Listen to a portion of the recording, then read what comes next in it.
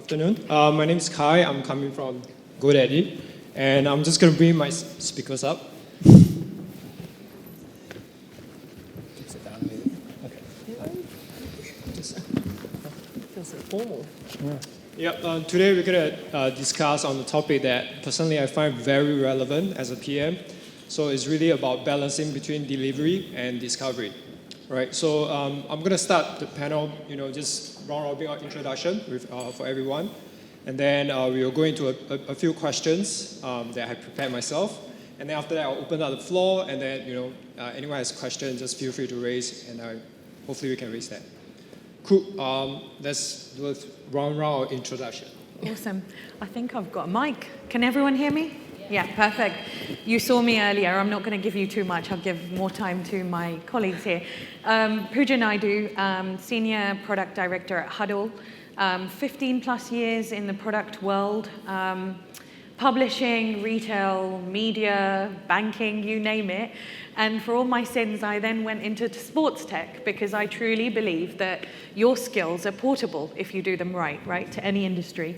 And I've always wanted to learn about different industries. So what do we do at Huddle? Especially in elite, the area that I look after, which is all elite professional sports. We power every match analysis, recruitment, and performance decision for all our teams across the globe. And I look after a team of 10 PMs, shortly becoming 20, for all my sins again. And we're growing really rapidly. And I'm very passionate about this topic, but also outcome-driven development, and all things to do with products. So, yeah, that's me. Over to you, Janice. Hiya. Can you hear me? Yes, it seems to have kicked in. So I'm Janice Turner. I have sort of similar sort of background in terms of I've been all over the place, from sort of oil and gas defence to fintech to insurer tech, recruit tech, and currently agri-tech. So I'm industry agnostic in terms of what I think.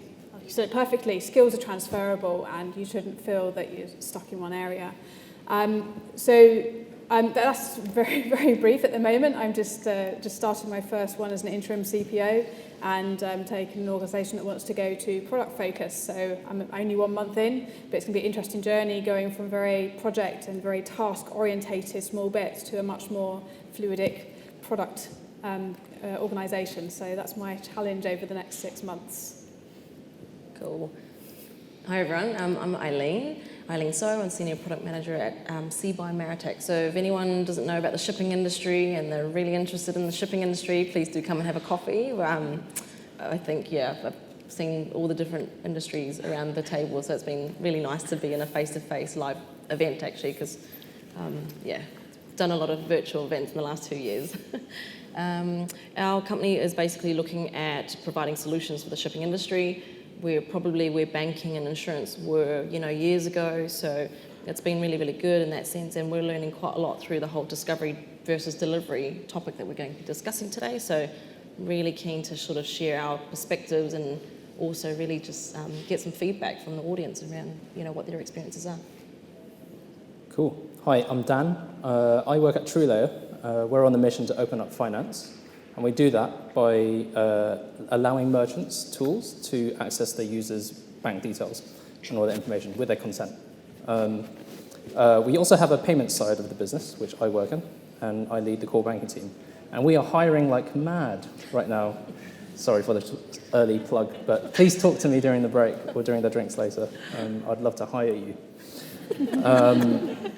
I've spent my career working at startups of various sizes and stages, been through 2 or 3 exits now, and this is my first unicorn, which is very exciting. Much like these guys, I've worked in a lot of different kinds of industries, so I think that's the kind of unifying theme amongst all of us. We aren't like specific experts in fintech or any given vertical, really. We've been around, haven't we? Yeah.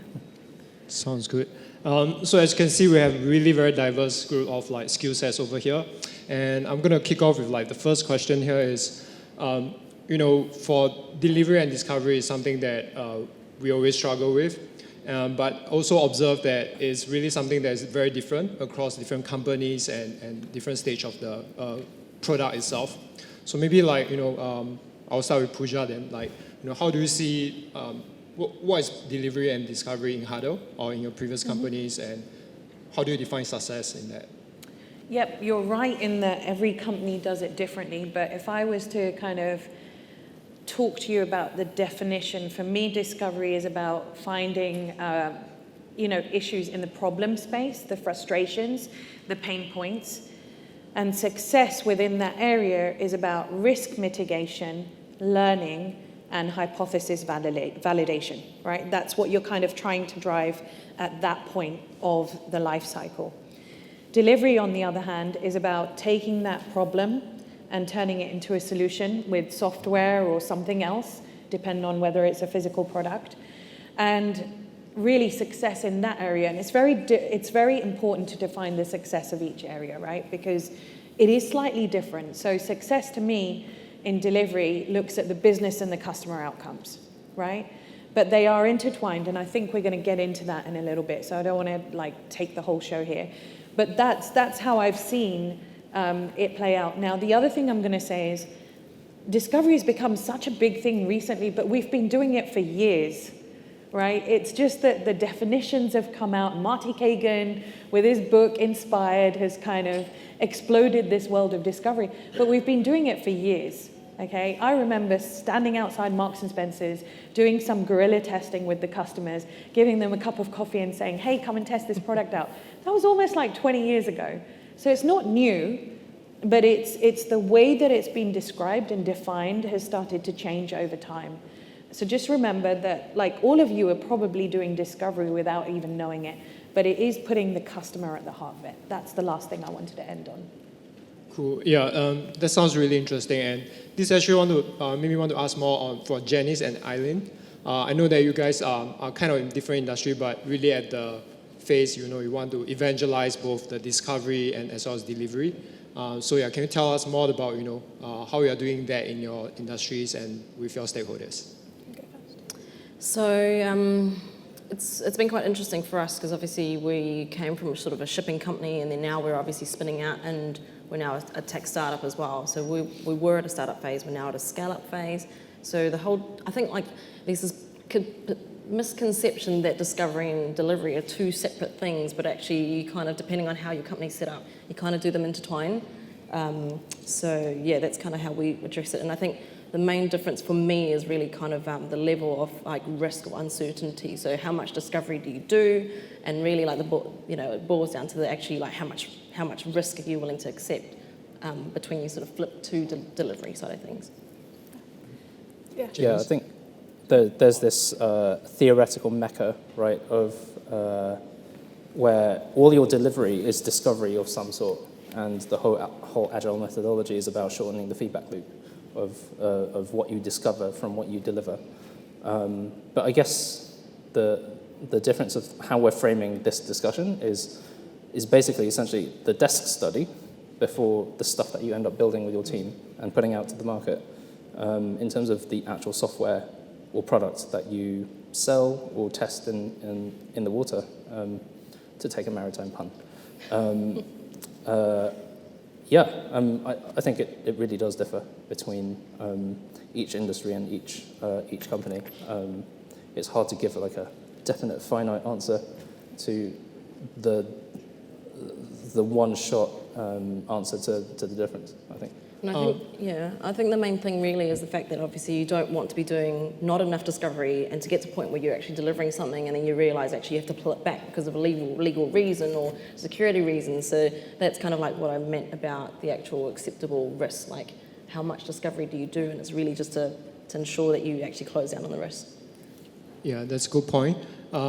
So then, since you're saying that you are hiring crazily just now and asking for my friend here, I'm really interested to know, in TrueLayer, and how do you define success, and then how do you draw the line between how much do you do on discovery and how much do you on delivery itself? So successful discovery and successful delivery. Oh God. Okay. So again, this is one of those which actually differs between each team, actually, and there are a few of my colleagues here who may or may not agree with me. But I think, as Eileen was saying, product managers are basically the arbiters of risk in your company. And at Truleo specifically, I guess, our discovery kind of focuses around, should we invest staffing, time, and effort in building this complicated financial product or not? And part of that question needs to be, is it legal? Is it even possible with the current product? What on earth do we need to do in the first place in order to deliver this nugget of value? I'd say once we figure out some of the initial questions, there's a bias towards action and towards just fucking doing it and trying to learn along the way. Although you can't proceed with that as the first call of action, which I tried to do at the beginning of my journey at Truleo, which led me into some interesting waters with our compliance team, where, basically, it turns out we hadn't told the regulators that we were about to do what I wanted to do, which is fine. We sorted it out. I'm not in jail yet, and while I am hiring. So I think for us, success of discovery is de-risking the investment we're about to make, and it's hard to put like a hard gate on what the success there looks like until you actually go down the path of delivery, and start discovering those unknowns. I think it's really important to kind of know like your outcomes, like obviously we talk about discovery, delivery, but before you even kind of go there, it's really clear to know what your outcomes are, like what as a business are you actually sort of trying to sort of aim towards, and that's what you're using the discovery and delivery for, to work towards that goal. I think different companies obviously do things at different sort of speeds. We all talk about the fact that we're obviously doing agile, but actually agile is obviously the structure, the framework, but every company's got different appetites in terms of how agile they really are. I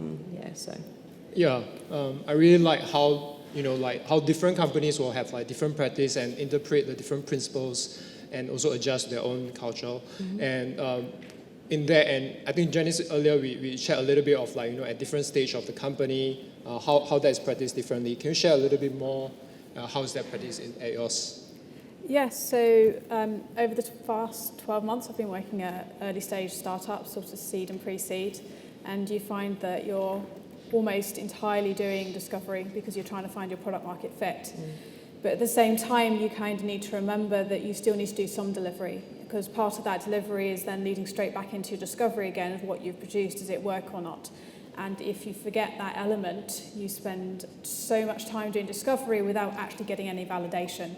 And so the one thing that I've seen at multiple companies over the past 12 months is that they forget to show it to people. And they do all this wonderful discovery, this wonderful analysis, these wonderful theorizing, ideation. They build something and then they say, oh, it's not right, and then they scrap it. And then they do it again and they build something and then they scrap it because they think it's not right. But why not show it? Because it might not be 100% right, but it might be 10% right. And that 10% might be the critical thing that gets to your next point. And so I think it's always worth get your friendly people on board and do that bit of delivery, and then even if you are going back in discovery, and it's this very mutual process that you need to do it. But then also having worked in sort of much more mature organisations, there's this sort of like complacency that you don't need to do discovery because you've got it in the bag, you know what you're doing and it's right. And you forget to go back and ask the users, and things out there are changing, people are changing, methodologies are changing. And if you just keep doing what you're doing, you forget to go and engage and say, hey, do you like it? Oh, I've actually seen this thing over here and that's working much better. Then you can start pulling that back into discovery. So, I think in either side you can get this complacency of too much discovery or too much delivery. And you need to remember that they are symbiotic and you have to be doing both continuously to get the optimum results. I can make it a bit more tangible as well, if you like. At Huddle, we want to make our lives, not make our lives, obviously our lives, but our customers' lives easier and save them time with their workflows, right? In sports, it's all about high-performance workflows. So how can coaches and analysts get their insights as quickly as possible from the data that we provide through our products, right? And what I've been trying to kind of push in the mindset of my product managers recently is, you may have a very long-term outcome and a goal. So one of the goals that I'm trying to get them to kind of think about is put the customer mindset, right? Get insights to coaches and analysts in less than X minutes. Simple customer goal. It could take you rounds and rounds of tactics to get to that strategy and that goal, right? And that is where discovery really comes in. It could take you 12 to 13 months to actually hit that goal, but at every bit of discovery, are you getting closer to that goal and therefore deliver that increment, next one, and iterate until you get closer to that goal. And it's okay to pivot, right? So we all must try and instill a no-blame culture, because those failures are fantastic. They're the learnings that you're going to deploy to your next discovery or your next delivery. So it's all about the tactics, making your strategy happening and getting closer to that goal iteratively and incrementally, I think. Yeah, I really like what you mentioned here.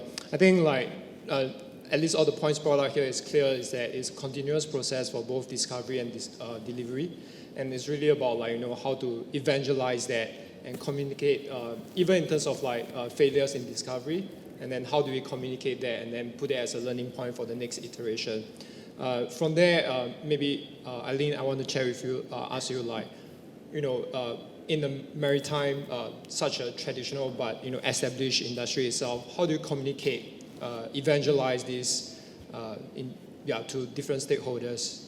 I think it's, coming from a very traditional sort of business that have obviously, years ago, there weren't any shipping startups at all. And I'm sure now when I actually look at, these loads of little sort of niches of the shipping sort of industry in terms of software for shipping industry.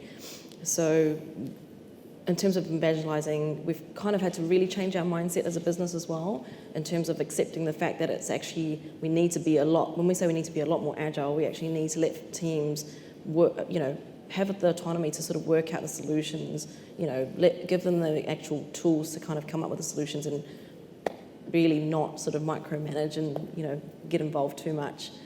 So there's been a bit more of a change of appetite and sort of adopting from a leadership perspective as well. So culturally, we're definitely changing. I know for an organisation, we've seen that change over the years. Because otherwise, I think we're also aware that if we don't do that, we'll get taken over by the other shipping industry startups out there. What about Dan? So this is an interesting one. I'd like to reflect a bit on what Pooja was saying earlier on the fact that your org as a whole can get quite complacent, honestly, with where you're at, with how you operate, and the way that your ways of working, especially around how much discovery work you do and how much delivery work you do.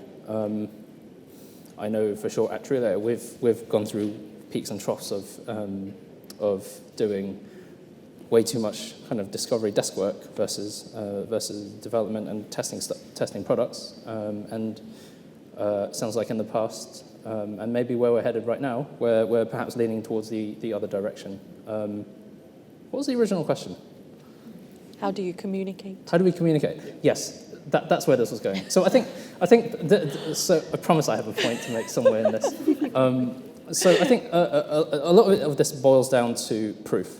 And how you actually display the value of doing both, and how you come to some sort of compromise between spending time on X, Y, or Z, whether it's coming up with a crazy 6-month plan of delivering something, a really complicated financial product, versus shipping some landing pages and seeing if there's any interest in this product in the first place. I think once people see the value of either of those approaches, they kind of start to get on board. And yeah, again, it's hard to come up with a tangible piece of solid advice here, because it really freaking depends on the mix of people and your culture. But I guess the culture part is a huge part of it, frankly. I'm lucky to work with a compliance team and quite a lot of counsel who are very kind of delivery focused, and they will understand that, from a PM and engineering perspective, we want to deliver a product. We want to build product and sell product ultimately as quickly as possible. And this fuels the types of discussions we have and how quickly we come to compromises or positions with regulators and stuff like that. Right. So coming to like balancing between two, and then talking to different stakeholders, I'll ask a question on like, is there any framework or tips you guys refer to when it comes to balancing between this? Yeah. I can talk a little bit about communication and your next question now. So communication is important because a lot of these stakeholders have this misconception that you're doing desk work and you're not actually delivering value to your customers, right? But it is important, especially when it happens to all of us. Sometimes you'll get stakeholders, sometimes you'll get people from the top-down approach of just do that thing over there. You've got to validate that because that is thought land. That is someone saying to you, that is the thing that's going to drive value. And more recently, when we've actually delved into it, what your customers are telling you on the surface level is not their root cause problem. You've really got to dig into my talk, right? What are they feeling? What's their vocabulary to get to the bottom layer? Now, you can communicate all of that process, all of the steps that I gave you this morning. They're not going to take you a long time. You could do all of that in a week, right? That discovery part I'm talking about. If you just set some discovery calls, did it really rapidly, and you're talking to customers really quickly, you can create a deck with all that valuable information that actually puts this mindset into your stakeholders to say, this is what the customers are actually telling us, right? You thought it was X, but it's actually Y, A, B, and C over there as well. So I think that's a great way, just provide them with the information that you're gathering, all this feedback, put it in front of them, invite them to the calls, right? Every day at Huddle, we have a Slack bot with different types of research going on with a Zoom link. Anyone can go to those calls, but I encourage my stakeholders to come to some of the calls, apart from the team as well, right? You can invite stakeholders to your calls. Get them to listen, record the things, put them in front of them. Take some small video clips, right? Edit those videos, take the sound bites, put them in front of them. And the other thing I was going to say in terms of that balance, you were asking about the balance, right? Which is you've got to be able to communicate all of this in a way that shows that you're getting closer to that goal as well. So it's that rapid continuum. But there's something else that you asked that I'm missing in my Framework answer. and tips. Tips. Yeah, so the Slack bot is one tip, the sound bites is another. And then what we're doing now more of, and we're literally pasting this all over Slack, in every single Slack channel that is available to us. When you finish a discovery call, we're just literally putting a couple of those sound bites with key takeaways. And stakeholders then just get to see those key takeaways, edited, the TLDR someone mentioned in the morning, right? The one sentence summary. Just putting all that out there and making that information available at the fingertips of everyone around you, I think is really important. Obviously, your team, I'm not just talking about stakeholders here, bringing your team in. So bringing in, I think the most important advice that I'm going to give right now, and I've found quite valuable, when you talk about discovery and delivery, as a PM, you want to be in discovery land. You don't really want to be in the execution land. You have to dip your toe in it, yes. But if you bring your engineer in, and the designer obviously, or you bring a bunch of engineers in, they're able to then go and evangelize that delivery and execute upon it whilst you're uncovering that next bit. Do you see what I mean? So it's like this continuum continues and it allows you as PMs, which is where you really want to be, is think tank. You want to be a few steps ahead of the game, of the sprint, of the quarter, right? So that allows you to do that. I'm going to keep quiet. Janice, do you have? So again, just briefly on the communication thing, if you're looking at introducing something like a new cultural change into an organisation, I'd just say think about it as a product point of view. Talk to your stakeholders and ask them what the pain points are, find out what the problems are, and then when you've got your solutions, show how that is solving their pain points. It's exactly the same process as you would go about as a product, as you would as internally about putting a new set of process. In terms of tips, I'd say don't get fixated on a single framework or a single technique or a single thing. every organisation is different. Your organisation is continuously changing, and if you do that, you could end up just siloing down a single way that is just not right. So you've got to have a look across the breadth and take the bits that work for you, and not necessarily, right, I'm doing this, that's what I'm doing, and that's it. Cherry pick, work out what works, and don't be scared to throw bits away that don't.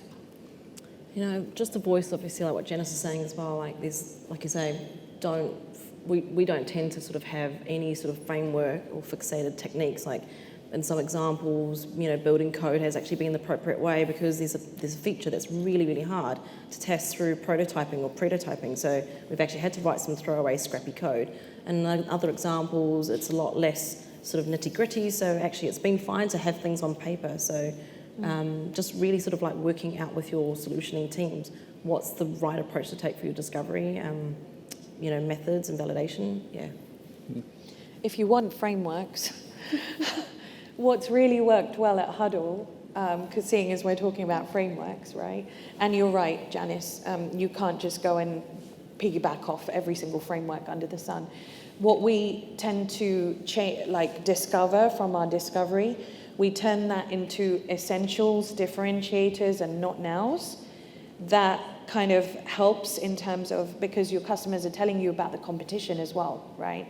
And the other one that I mentioned this morning was a great way to do some competitive research as part of your discovery is the Blue Ocean Strategy Canvas. That is not about features, by the way. So you're not just simply listing a list of features and comparing yourselves against your competition. It is about the value. That's really important. So what is the value that they're providing? And then you suddenly realize, okay, this is my blue ocean, and I'm hearing this from customers. You can combine all three together, essentials, differentiators, the blue ocean, and it kind of leads to the pack that you can provide to your stakeholders. Very powerful because it's visual.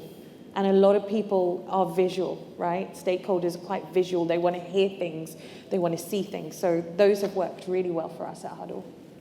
Right, so it's like really a combination of like considering the different factors and then combining them from the business side, from the customer side, and then putting it all together on the case by case. And this maybe, so it seems like, experience matters a lot here because you have to know what to do at different stage and different products.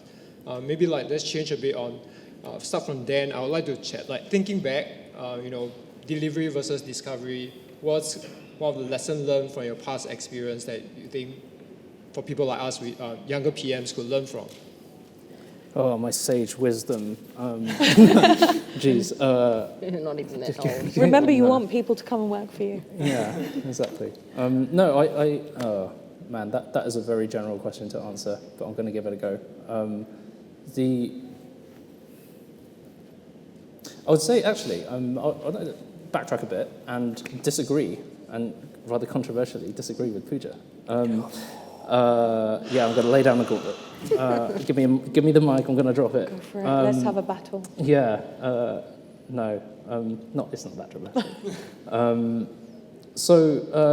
Earlier, Pooja mentioned that as a PM, where you really want to be is discovery. I've got an issue. Think tank. Okay, fine. I'll take that. But I slightly disagree with that. I think it's perfectly fine as a PM to be focused on delivery too, or to be leaning towards focusing a lot on delivery with your engineering team, like Yasmin was mentioning in her talk earlier, really fostering your team and creating an environment to where you and your team can really productively deliver shit. I think I think that there's a lot of perception that PMs, they just spend all their time thinking and just coming up with the future. There's a balance. There is a balance. Yeah. In reality, there is a balance, of course. I think a lot of people do want to spend time in think tank mode, in discovery, and that's absolutely fine too. But I think it's absolutely fine too to be more focused on the other side. Building your kind of execution team, and building the environment for them to be able to solutionize themselves and work productively with you, and also counter you when you've gone too far, or where you've come up with some crazy idea that's definitely not going to work, or some problem space which is just not going to be feasible unless you do X, Y, or Z, etc. That's kind of hard to build, I'd say. We were It too takes time. far the other way in execution mode and not really thinking ahead. So we kind of have tried to tweak the balance a little bit. But I've been in both mindsets, and I don't disagree with you, by the way. I think there's a fine balance between the two. Yeah. I think what's been really interesting about, attending this forum and meeting like different people who have the same titles is, the recruiters must have a really tough time trying to find the right candidates for companies at the moment, because the product management function and the role itself is so varied. There are different companies at different stages. Some companies need people who do more discovery, some people need more, the execution side, and some PMs are more technically on the engineering side, whereas others are on the UX side. So it's just so varied, and I think as a product manager who works on two products at the moment, one's a little bit more mature than the other. I spend a lot more time on the delivery side, on the mature model, versus the discovery on a much younger product. So I don't know, it's really hard to sort of say where to sit.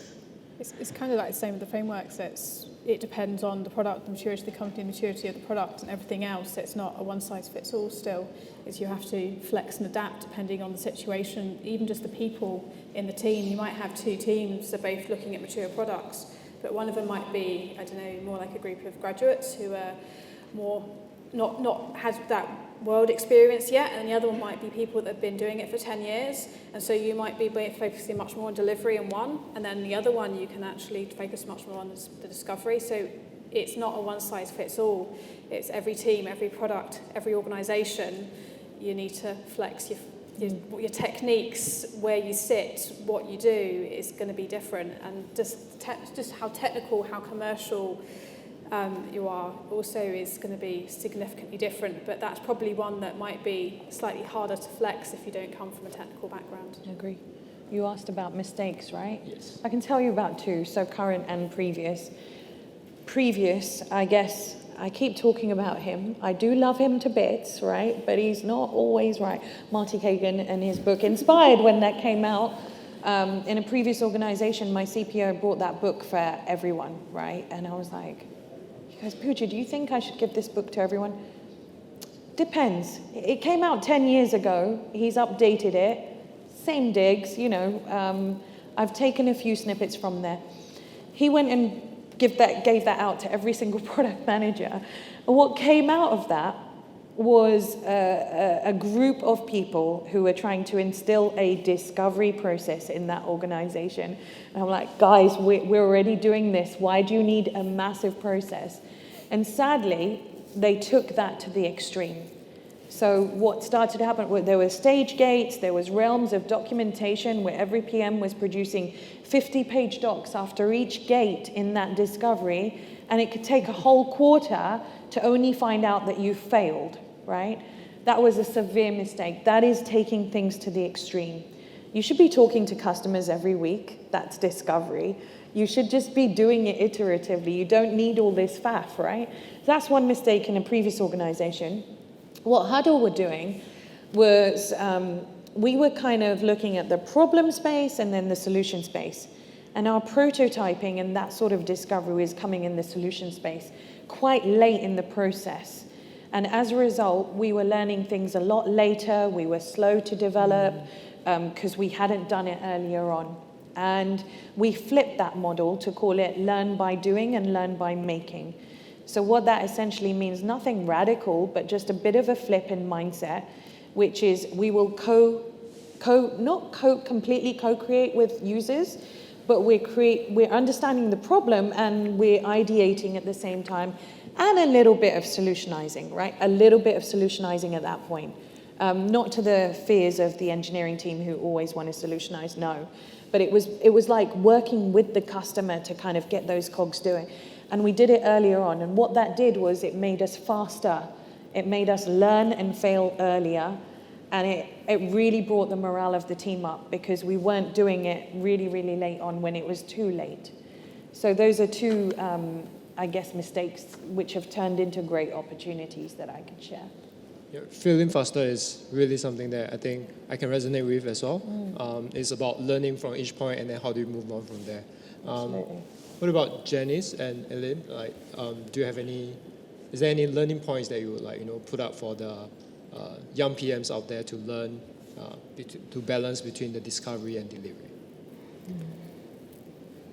I think I'll just reiterate my point earlier is if you've built something, show it to people, don't just bin it. Just because if something's changed, it doesn't mean that it's worthless and it's 100% useless. If you've put all that time and effort to building something, even if it's quite scrappy, maybe you need to go to more friendly people that do, but show it to someone and get some feedback, because you might learn something that you didn't think you was going to learn. So I know that's sort of reassuring what I already said, but just over the past year, what I've seen, that's a mistake I've seen made multiple times now, and I think it's one that it just seems silly, spending work and throw it in a bin and no one ever seeing it, never testing it. Just get it out there, try it. Even if it's in controlled circumstances, just do something with it and learn. I think for me, I think, failing, well, this whole thing about iterating and delivering fast, it's all fun and wild, but I think you have to still have design appropriately so that actually when you do learn from it, you can still tweak from it. Because what I have done in the past as a junior PM is, working with the guys and not perhaps having enough time to actually come up with a decent solution and then delivering something, then learning from it and then realising actually that was a throwaway. So there's a bit of a balance on the delivery side of things as well, and doing it in such a way that enables you to pivot. Sounds good. I'm gonna read out more questions from the floor, and then just feel free to answer. So we have one is, how does the transition of an item from discovery to delivery look at each of your companies? Say that again? At the moment, which has caused lots of pain points, is it's literally thrown over the fence. It's literally you have your discovery bits, people are working on it, they write some stuff, and then they think, right, there you go, it's yours now. And that's not working very well. So what I'm hoping to do is actually have much more integrated, that if you have got a separate discovery team, because that's how some engineers are much more suited to discovery and some more to the process-driven manufacturer, because it's got quite a lot of hardware, there's robots, so you can imagine it's slightly different to the software front. But having much more engagement of the delivery people at the latter stages of the discovery, but also some of the earlier ones. But also the discovery people shouldn't then just have the door closed on them when it's going into the delivery, and they need to be involved there. So that's kind of where we are at the moment, but it's still very early days. We don't separate our discovery and delivery teams. It's all just one same team. So basically, it's just it's just a continuous cycle for us. Yeah. But there's no handoff as such, because you're involving the right people on either side, really. You're kind of like at that intersection, and that's powerful, because if you bring in engineers into discovery, or the lead engineer, or anyone from the engineering team, they've understood the problem space to be able to come up with the different solutions, because it's not just one size fits all. So that's how I transition. It's just one squad working on both iteratively together. I don't know if it's different for you, Dan, though, seeing as you like to disagree with me. How'd you go? Well, allow me to. No, I'm kidding. I think transitioning between discovery to delivery at TrueLayer is a hard thing to describe, because there are so many different product teams, and each team probably does it a little bit differently. Each team has autonomy to do what works best for their products ultimately. But I think for my team in core banking, we definitely have a slightly more hardcore discovery phase, where we try to figure out from a regulatory perspective, is this kosher? How does this fit in with the rest of the products and the market space? Does it make sense to do this right now versus later? And then I would say on the delivery aspect of my team specifically, it's a difficult one for us because I think the core banking team is really a payments as a service product where our users are primarily internal. And the way we get ultimate end user value to merchants and customers is via the gateway team and the payment experience team. Now, when you're reliant on like other product teams to actually get your product and its ultimate value out to market, you have a complicated go-to-market problem. And that is something, honestly, that we need to get better at. But it's something we're aware of and we're working on. Awesome. There's a quite popular question over here is, boards and stakeholders like a plan, right? Really like wants everyone to have a plan. So how do you, as a product-led organization, deliver a plan while keeping, I guess how do you plan while ensuring there's a balance between, discovery and delivery? Fine balance again, but I think you're talking about roadmaps, whoever asked this, right? Or is it a plan? I don't know, but I'm going to talk to roadmaps. So with our roadmaps, we are quite transparent, but we're not like 3-year, 5-year roadmaps. I don't believe that they work. A strategy can work, but a roadmap at 3 to 5 years, come on. You have not got this crystal ball which tells you where you're going to be. Especially in the industry I work in, it's ever changing. There's so many market conditions and things like that. So our roadmaps are a few quarters out. They're transparent, but what we always say is they will get more and more certain as our discovery unfolds, right? So there's a degree of uncertainty in this roadmap and lots of caveats. And as we get closer to figuring out whether we can hit these goals or outcomes, or even in terms of timeframes, because I'm in a sports world where, you have to worry about sales cycles a little bit. You have to worry about seasons, football season, basketball season, seasons coming out of our ears. So if you haven't got the right product out for those seasons, you're not winning until the year after that, sadly. So we have to kind of work a little bit backwards and forwards, if that makes sense. But you just kind of have this caveat that it's within a degree of certainty, and it will get more and more certain as you mitigate the risks and you prove that out during discovery. Hope that helps, whoever asked that question. I also add that in terms of a roadmap, it's often sort of you're looking at the features on there, but if you also consider it's what the question I'm trying to answer.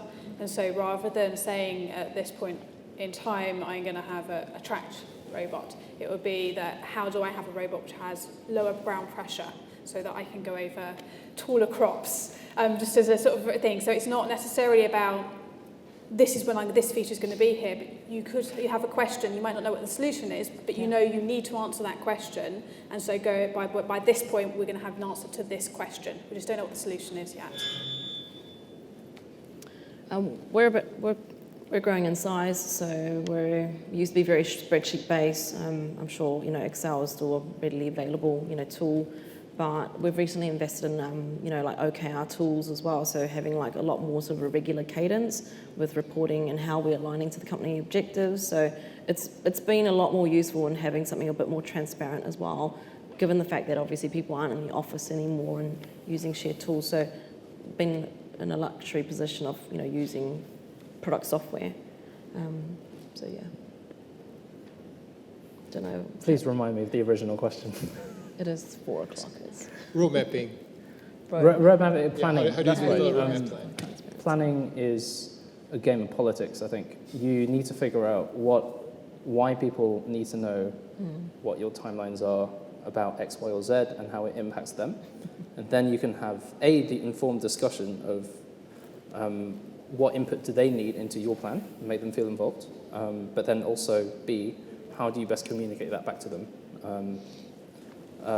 And then work together on blockers that pop up.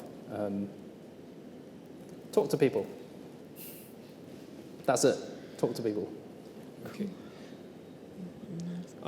One last question, perhaps. I think here is who should really involve during the discovery phase in specific, and I think Pooja, you were mentioning PM as the centerpiece, or thinking way ahead for the rest of the team.